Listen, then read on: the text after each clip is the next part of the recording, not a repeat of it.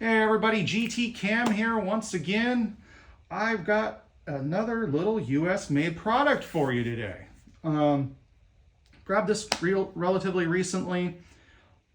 I was curious. I'd heard SK. I know we all have been lamenting the fact they've been making a lot of stuff in China like everybody else. Some companies, however, have started producing stuff in India. Craftsman, Stanley Black & Decker. Anyway, not that I would throw them under the bus like that. But what I've got is an LP90 3/8 drive ratchet here. See, it's really nicely made. Let me wipe the fingerprints off that. But look down that thing. Look at how nicely they finished that. There's no wave in it where it shouldn't be. It's actually a nicely made ratchet. It deviates from the production pictures we all saw that had this green selector here, which is kind of sad because it looked cool. Would have been cool if they put green in the letter, or the green in the recesses here in the, but overall it's a nice ratchet. You can see that the plate fits nicely on there. Screw heads, while they didn't use flathead screws and countersunk holes, I believe there's a good reason for that, and that is that beveled side on the screws contacts the plate, and it can actually, especially if somebody puts a little Loctite in there, you can actually end up breaking off the drive and the screwdriver drive trying to get the screws out. I've seen it happen on a number of occasions. So this makes a lot more sense in that regard. Does it lend itself to as nice a fit and finish? No. But from a practical standpoint, it makes sense. Back drag on it, it's a little heavy on this one, not too bad. But if we take it down here, you can see how far it kind of swings over under its own weight.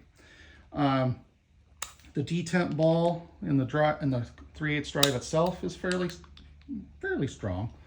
You're not probably gonna have stuff just falling off of that one.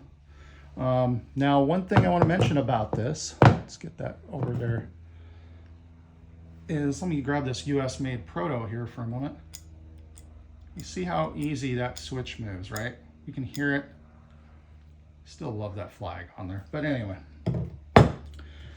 we come to this SK, and you can actually hear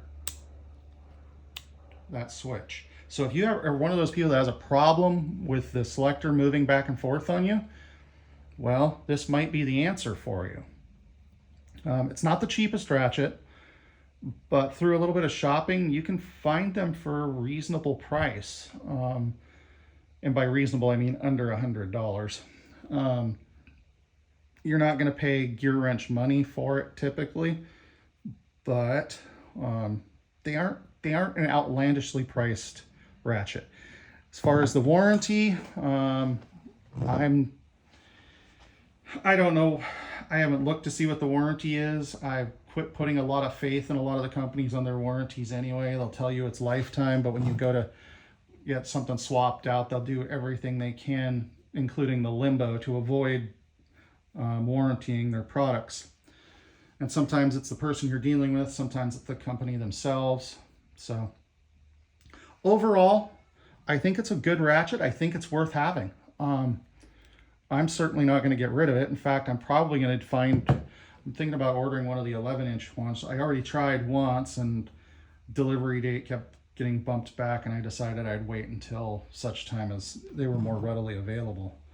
But overall, I think we're pretty good.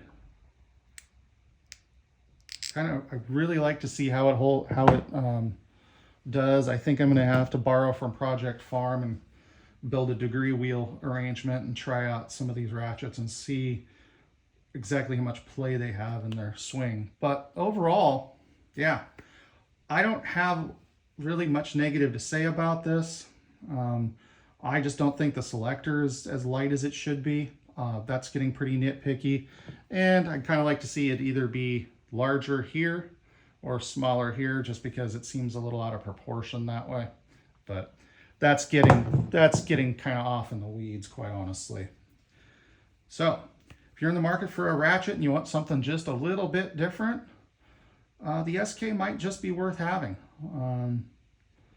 Overall, I think it's pretty good. They haven't beveled the head up here like I like to see on modern stuff, but they did do a good job of radiusing it over without it being sharp. For those of wondering why I'm so nitpicky about that, the sharper this edge gets, the more chance you got of fracturing the chrome and having it flake off. And in some fields, that's a problem. That broken off chrome becomes particles of stuff that gets down into things and is what we refer to in the aerospace industry as FOD, or foreign object debris. Can also mean foreign object damage. But so all in all, good ratchet. I give it a thumbs up. We can complain about the fact it's a Chinese company, but I don't see a lot of the other companies stepping up and producing portions of their product line here in the United States. So I think that's worth something. With that in mind, if you want to see me on your feed more, feel free to click subscribe. Otherwise, GT Cam out. Have a great day.